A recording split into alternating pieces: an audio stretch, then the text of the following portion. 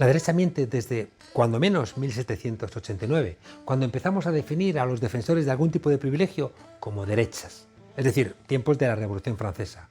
Fue cuando los partidarios de mantener las prerrogativas de Luis XVI se sentaron, como manda la Biblia, a la derecha. Y los que decían que todos los ciudadanos tenían los mismos derechos se sentaron en oposición y dirigidos por Robespierre a la izquierda. La derecha tiene que mentir, porque de lo contrario, ¿cómo van a convencernos, por ejemplo, las aseguradoras norteamericanas, a su personal pobre, a su ciudadanía pobre, de que la seguridad social es contraria a sus intereses, porque un gobierno con tanto poder sería un gobierno socialista o comunista? ¿O cómo nos van a convencer en Europa las farmacéuticas privadas, que logran vacunas contra la COVID gracias a los cientos de millones de euros de dinero público? Nos van a convencer de que tienen derecho a cobrar lo que les dé la gana por esas vacunas, que tienen derecho a romper los contratos cuando les venga en gana, o que tienen derecho a cargar sobre los estados los problemas que puedan derivar de su aplicación, por ejemplo, los trombos. En los debates la derecha siempre miente, porque si pudieran, no harían debates. Ayer, en Madrid, en España, en el debate de las elecciones madrileño-españolas, la derecha mintió casi tanto como habló. Mintió, por ejemplo, cuando dijo que los inmigrantes menores no acompañados cobran 4.700 euros, igual que los cobra una anciana por una pensión no contributiva.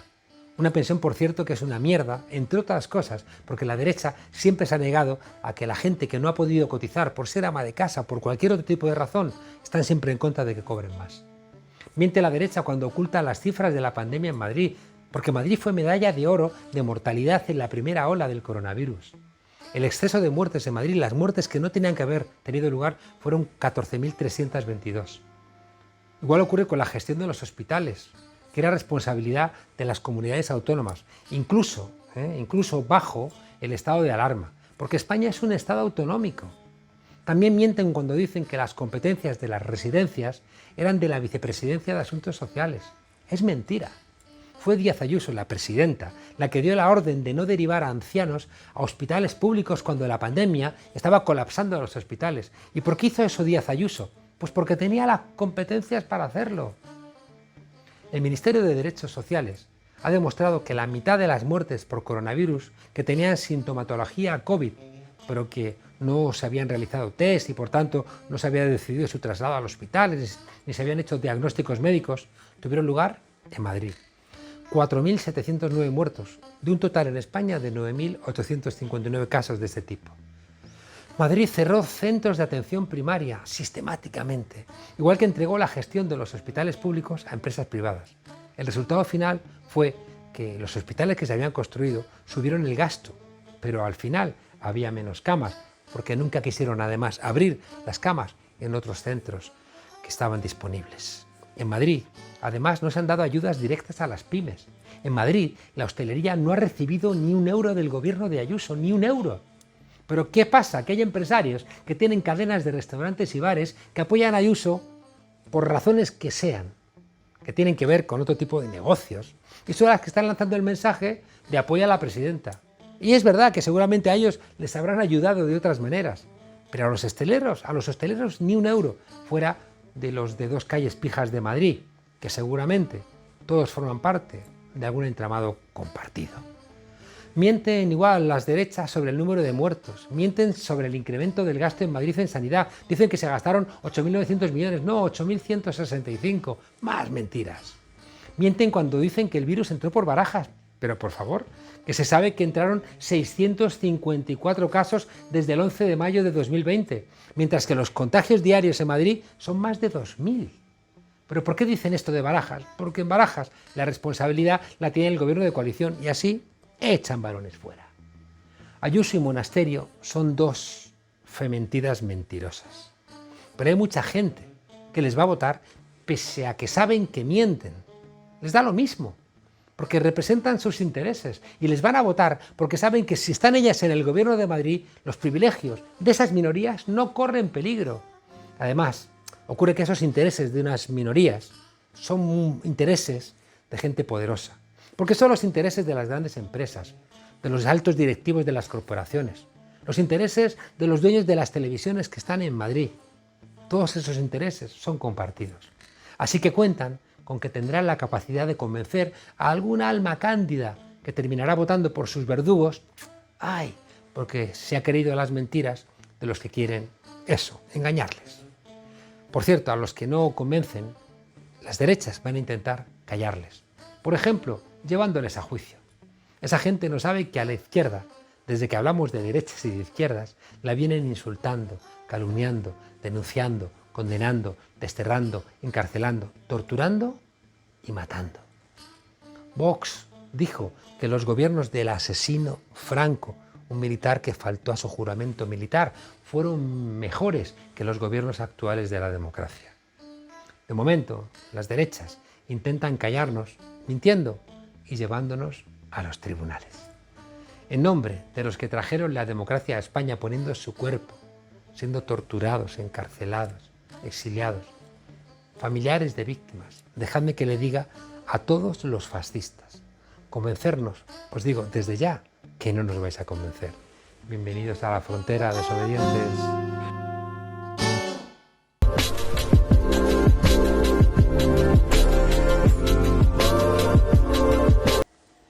El fútbol, el popular juego creado, dicen, por los ingleses hace muchos siglos, ha cobrado aún más protagonismo esta semana tras el anuncio de un engendro neoliberal llamado Superliga.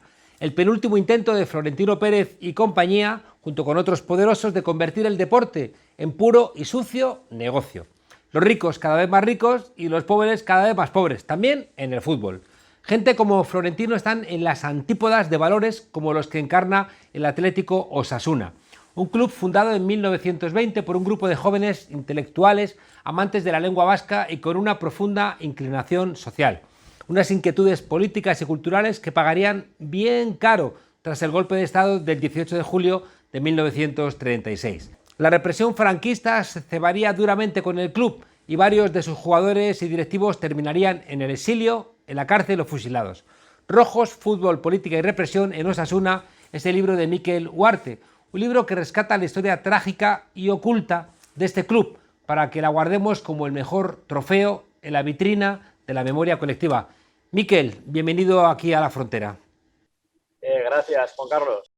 Mikel, el fútbol es mucho más, ¿no?, que copas de Europa y millones de euros. Sí, es una pasión universal ya, ¿no? Que toda la gente, además, como dicen algunos, el fútbol nació pobre, aunque sí que es verdad que el juego del balón ha existido milenios, pero bueno, las reglas las pusieron gente que eran de clase alta y al final, llegó a las clases trabajadoras enseguida y principalmente son los jugadores. Cuando se empezó la profesionalización eran trabajadores, la mayoría, antes eran los señoritos los que jugaban. Oye, Mikel, en el caso de los Osasuna, los fundadores son vasquistas y comunistas. Bueno, aquí sí, habría que matizar, claro, se funda en el año 20 y esas personas que fundan en el 36, los dos primeros presidentes son comunistas y el primer presidente del equipo como Osasuna, porque antes tenía otro nombre, Sportiva, era de izquierda republicana. Lo que pasa es que en el año 20 habría que ver si, eran jóvenes de 20 años y si la evolución fue, si en ese momento lo eran, pero bueno. Sí que es verdad que el club, cuando se fundó, en sus estatutos puso como no apolítico y entonces cabían de todo tipo de gente. Lo que pasa que desde el periodo, desde la fundación, salvo algunos casos, hasta el periodo republicano del 31 hasta el 35 eran netamente republicanos. Claro. Había algún golpista también, ¿eh? Ah, sí, siempre hay algún golpista en todos los lados. Les apodaban los rojillos, ¿no? Bueno, el diminutivo yo creo que se utilizaba rojos y además en la prensa de derechas local se hablaba de rojos y bueno, de hecho, después de la guerra, en algún periódico carlista como el Pensamiento Navarro matizaba lo de decir aupa rojos y que se cortara la gente, lo escribían en los artículos de prensa, que se cortaban de decir rojos porque ya tenía otras connotaciones. Claro. Oye, Osasuna en euskera significa salud, fuerza o vigor. Así es. Las tres personas que propusieron en la asamblea este nombre pues una de ellas acabó 5 años encarcelado en el Monte Ezcaba, donde famoso por la fuga y tal, y la otra, Ladio Silvetti, lo asesinaron. Era de ANV el otro, que era el secretario, que era un juez republicano, acabó en Mieres, pues bueno, lo salvó, me lo cuenta la familia, lo salvó un cuñado falangista que fue a salvar a ese cuñado, vamos, y fue luego represaliado, no pudo obtener la plaza que tenía hasta 30, 40 años después. Eh, sí, el nombre este de Osasuna, además, este año con el centenario y parece ser que este año se va a aprobar la ley de memoria democrática, tiene relación bastante bueno, o así lo vivo yo también, ¿no? Y gente, parte de la afición. ¿El general Mola realmente era de los Asuna? No lo sé, yo creo que no, porque vino a Pamplona justo en marzo del 36 y aparece en el estadio, según su biógrafo Iribarren, el partido del 7 de junio, que era semifinal de Copa de la República, un Osasuna-Barça que gana 4-2 Osasuna apenas 30 días antes del golpe y seguro compartiendo entre los 8.000 espectadores con un montón de gente que en Pamplona luego, a partir de julio, agosto y septiembre, como sabéis, aquí no hubo un frente de guerra, hubo por desgracia, una rebelión, digamos, entre carlistas y la falange y el ejército, una rebelión popular. Y aquí habría que poner en valor que varios directivos de Osasuna, el mismo día 18 se reunieron hasta de 8 o 9 representantes de partidos y sindicatos. Yo contabilizo 5 que tenían relación con Osasuna, que se reunieron con el gobernador militar en una reunión de crisis para poder responder. Se dieron cuenta que era imposible en Pamplona, donde tenían tomado todos los golpistas la situación, bueno, se salieron de aquella reunión y varios de ellos, como Bengaray, Natalio Cayuela, Fortunato Aguirre en Estella, que era el alcalde, Jesús Monzón y Carmelo, su hermano, que eran directivos de Osasuna, tuvieron que esconderse bueno, los que no nos asesinaron pasaron la frontera y bueno, fueron a Bilbao o luego a Cataluña y siguieron peleando por la República. ¿Y podemos explicarnos por qué esa represión tan brutal? A ver, yo suelo decir, claro, estamos en un proceso, hemos publicado 2 libros, mi libro Rojos y otro libro sobre un directivo de Bengaray, que era un directivo de Osasuna que, bueno, era polifacético porque era cantante del Orfeón Pamplonés y era el presidente del Frente Popular en Pamplona. Y estamos preparando ahora otro libro, una biografía sobre el presidente de Osasuna 9 años, Natalio Cayuela, que era también de izquierda republicana, y queremos hacer un documental, bueno, varios proyectos. Yo lo que insisto es que no es que los mataran por ser de Osasuna, pero sí que es verdad que en este club estaba, por ejemplo, Antonio Lizarza y algunos otros golpistas, y hicieron casi un golpe 8 meses antes del golpe del 18 de julio, y tomaron un poco con el club, bajaron a segunda, lo que habían conseguido el anterior equipo, que era plural y con mayoría republicana. Bueno, luego cuando asesinaron a Ramón Bengaray, a Natalio Cayuela, a Fortunato Aguirre, a Alberto Lorenzo, etcétera, hasta 9, no creo que los eligieran por ser de Osasuna, porque estaban en un montón de asociaciones, de partidos políticos, culturales, y bueno, pero eran de Osasuna y la verdad que en Osasuna pues lo sabía también, ¿no? Lo que pasa es que después de la guerra queda un poco el club, como en todo el país, secuestrado por los golpistas y el fútbol, pues bueno, se hace eco bueno, de los que habían muerto en la guerra por el bando vencedor, entre comillas, y todos estos casos que hemos mostrado en el libro, cuando yo empecé, que era una mera intuición porque ya había empezado como periodista, bueno, pues al final resultan un montón y era un olvido que hasta las propias familias ni siquiera sabían que estaban en las listas de las juntas directivas o jugadores. Hemos tenido que estar investigando porque encima la prensa que había en Pamplona, los 3 periódicos no eran precisamente republicanos, había un par de periódicos, trabajadores, pero que era semanal, o sea, sí, era un semanario, que habían durado poco tiempo. Entonces, había que estudiar un poco entre líneas y, bueno, y mirando muchos archivos. Miquel, uno de los presidentes, Natalio Cayuela, sigue desaparecido igual que otros dirigentes del club. Sí, Natalio Cayuela, como he dicho antes, Bengaray, Alberto Lorenzo, Enrique Astiz, y bueno, están varios de ellos los asesinaron y están todavía en fosas y no se sabe, están desaparecidos, digamos. Y en el caso, hay dos casos que sí recuperaron en las familias los cuerpos, que era Fortunato Aguirre y Filomeno Urdiroz, que era un portero, que las familias lograron, pero en el resto de los casos, los 11 casos que tenemos, están desaparecidos. Y iniciamos una campaña que varios jugadores pues de Osasuna, de Real Sociedad, del Athletic, también las chicas nos apoyaron, que intentamos hacer una campaña de encontrar a Andrés Jasso, el futbolista desaparecido, porque ¿Qué es el que está detrás en la foto? Sí.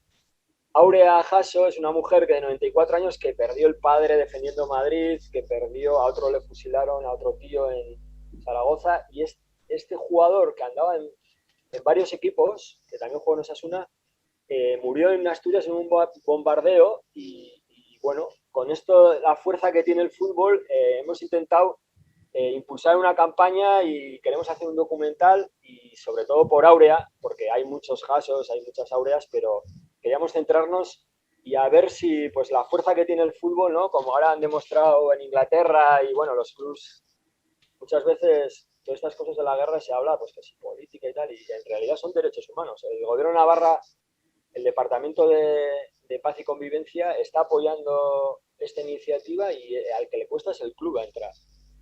Y están esperando hacer un reconocimiento y para nosotros la campaña de Andrés Jasso sería la leche conseguir encontrar los restos y que Aurea pudiera darle descanso, ¿no? Y sepultura, y sería como un colofón, ¿no? En este año de centenario y de la ley de memoria democrática es lo que nos mueve. Además de querer mostrar a la afición, saber quiénes eran los fundadores, porque en esto del mundo del negocio, como ahora se ha demostrado, ¿no? En el que han intervenido inmediatamente, no se puede hablar de política, pero han intervenido Johnson, Macron, todo el gobierno italiano, la oposición, la monarquía inglesa, le han parado los pies a un proyecto que era totalmente, pues, yo creo que ha sido un ejemplo, aunque bueno, el fútbol sigue en esa deriva del negocio, en la mafia que hay, la UEFA y la FIFA, pero yo creo que intentar llegar a los fundadores y saber quiénes eran, yo creo que es una asignatura pendiente en este país, que creo que se puede extender a varios clubs que ya han pasado los 100 años y que por eso no se estudia o no hay gente que le apetezca. No sé. La persecución llega hasta Madrid y arquitectos que eran directivos, de repente, ¿qué ocurre en edificios como el de Torre de Madrid o Torre España? Sí, es el caso de Carmelo Monzón, que fue directivo varias temporadas en Osasuna, hermano de Jesús Monzón, un personaje conocido, ¿no? Del Partido Comunista, pero a la vez olvidado también Jesús. Carmelo, que era socialista, que también luego al final, en aquellos años, no sé si se acercó más al partido de su hermano, de Jesús, era un directivo de Osasuna y estos lograron escapar, se escondieron y lograron escapar, pasar la frontera, pues uno disfrazado de requete, otro disfrazado de fraile, entraron en Bilbao, tomaron responsabilidades el gobierno vasco, republicano, y luego pues fue detenido Carmelo Monzón, estuvo 6 años en la cárcel, tenía 2 condenas de muerte y le conmutaron.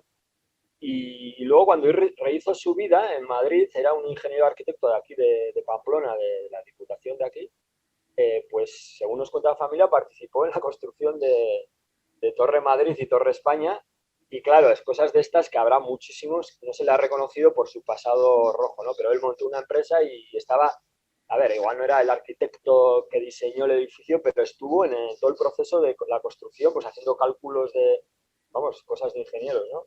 Y él no se le ha reconocido, ni su familia, nos lo contaban ellos. Oye, en el Osasuna también estuvo Robinson jugando. Robinson falleció cuando estábamos haciendo el libro y le hubiéramos pedido que hiciera, porque además hemos hecho un capítulo sobre el Liverpool, jugó aquí en Pamplona en los años 50 y luego volvió a jugar en los 80 cuando estaba él. Y bueno, la pena es que no haber podido haberle hecho la oferta, ¿no? Y bueno, le regalamos el libro a través de un periodista a su hijo Liam y esperemos que lo haya leído y que le haya gustado. Y sí, Robinson yo creo que le hubiera hecho un guiño a este proyecto. Seguro. Miquel, nos vamos. ¿Cómo contrasta cuando uno mantiene viva la memoria de un club vinculado a los barrios, vinculado a una ciudad, vinculado a los sectores populares, ¿no? Que son los que han sostenido el fútbol? ¿Cómo contrasta, ¿no? Con esta neoliberalización del fútbol que expresa esta Superliga y esta conversión de los clubes de fútbol en palcos donde se hacen negocios, ¿no? ¿Qué modelos alternativos? Sí, cuando la proclamación de la República, en el periódico este que duró, Democracia, que era un periódico republicano, lo llevaba un directivo de Osasuna y escribían varios, uno de los fundadores decía que Osasuna no había tenido pues, el nombre, o en inglés, había puesto el nombre en euskera, y no había puesto el tema de Real, ¿no? En la época en Alfonso XIII, la época de Alfonso XIII y tal, los equipos Real Madrid, Real Sociedad, Real Unión, Real Sporting de Gijón, y Osasuna decía que era del pueblo y que nunca había, que su sangre era roja y no era la sangre azul, y que la bandera era roja, que era la de Navarra, tampoco era. Y sí, es curioso cómo reivindicaban el fútbol popular. Miquel Huarte, autor de Rojos, Fútbol, Política y Represión en Osasuna, un libro de la editorial Chalaparta. Gracias por el esfuerzo y gracias por contárnoslo, porque nos devuelves un poquito esa pasión popular del fútbol. Así que gracias por el trabajo que habéis realizado. Gracias a vosotros. Un abrazo. Igualmente. Me gusta ser una zorra, me gusta ser una zorra, me gusta ser una zorra,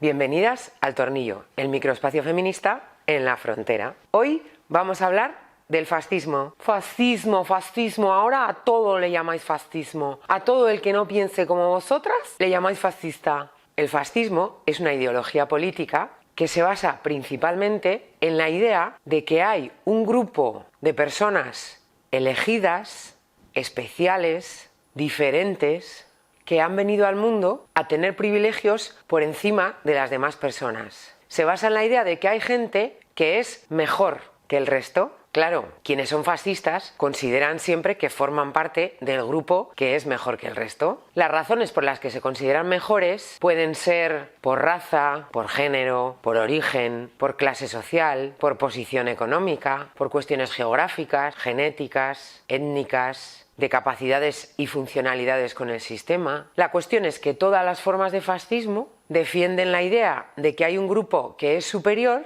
y que tiene derecho a oprimir, a ejercer la violencia, a discriminar, incluso a eliminar físicamente, vamos, a matar a las personas que no forman parte de ese grupo privilegiado. El nazismo, el racismo, el supremacismo blanco, el machismo, el antigitanismo, el apartheid del Estado de Israel contra el pueblo palestino, son diferentes formas de supremacismo que se basan en la idea de que las personas que forman parte del grupo elegido tienen derecho a tener privilegios, lo cual es un oxímoron, y que tienen derecho a ejercer esos privilegios contra, sobre y por encima de los derechos de las demás personas. A ver, pero es que eso son maneras de pensar.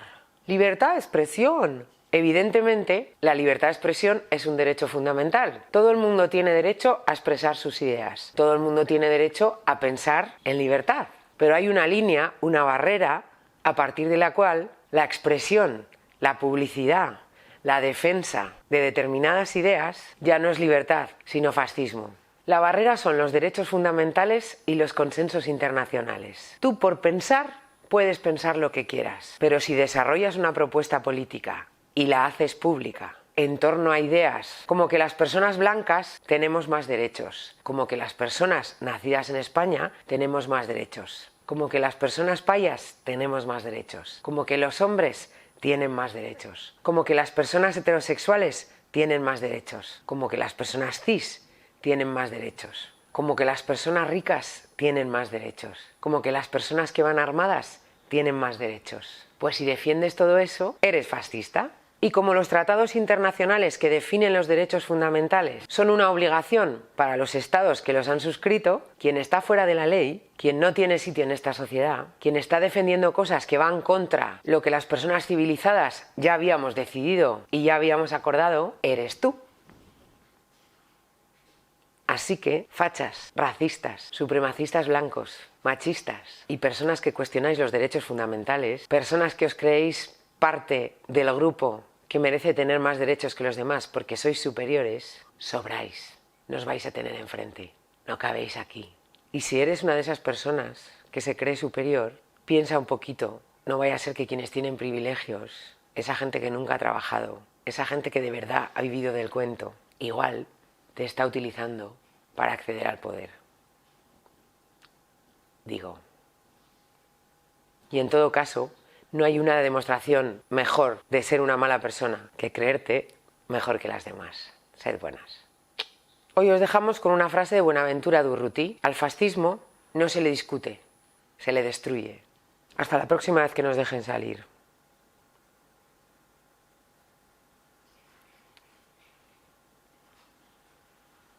Me gusta ser una bola.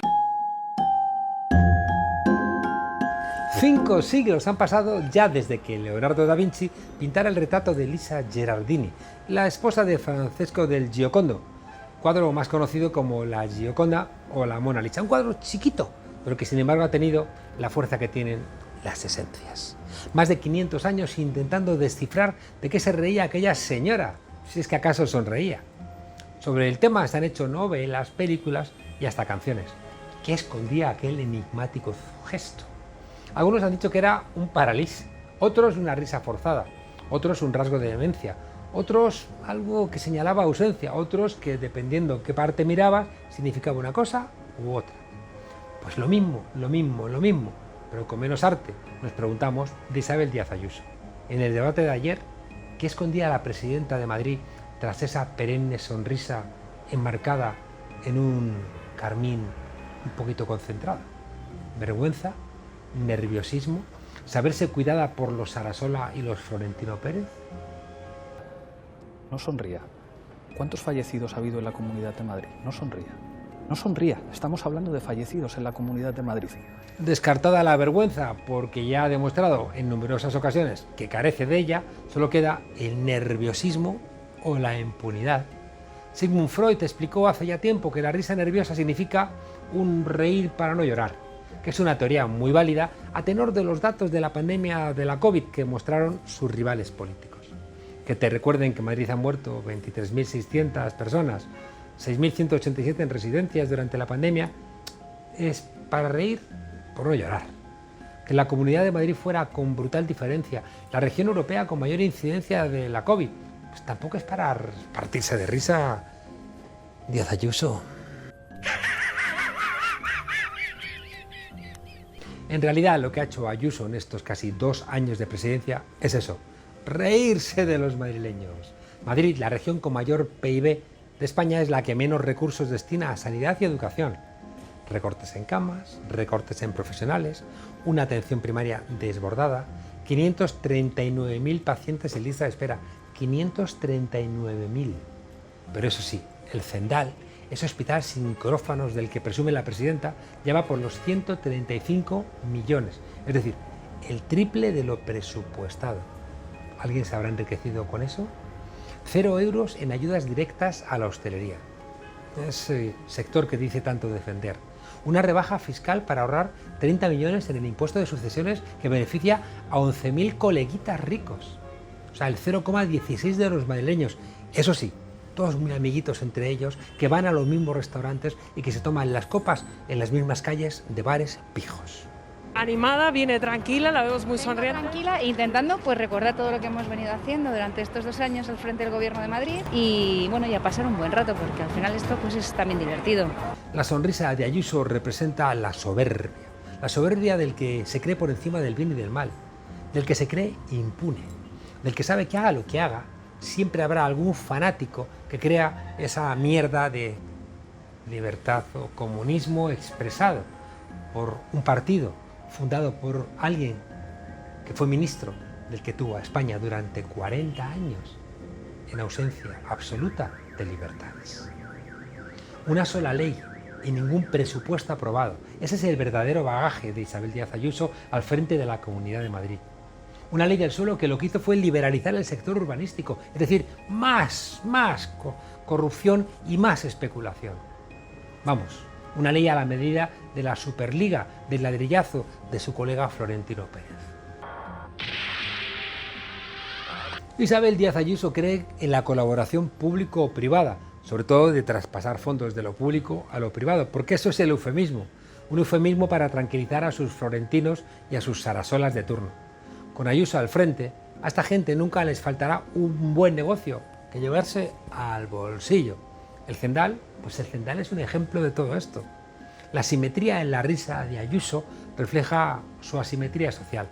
La mitad derecha muestra prepotencia y la izquierda desdén, desvaimiento, una suerte de punto de fuga.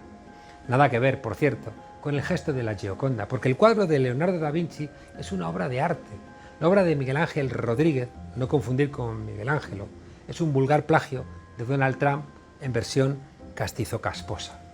Decía Marx que los valores dominantes son los valores de las clases dominantes, pero hablaba del siglo XIX. Es verdad que ahora tienen los programas de televisión, a mi amiga Ana Rosa Quintana y al 100% de la prensa escrita que acepta el sistema.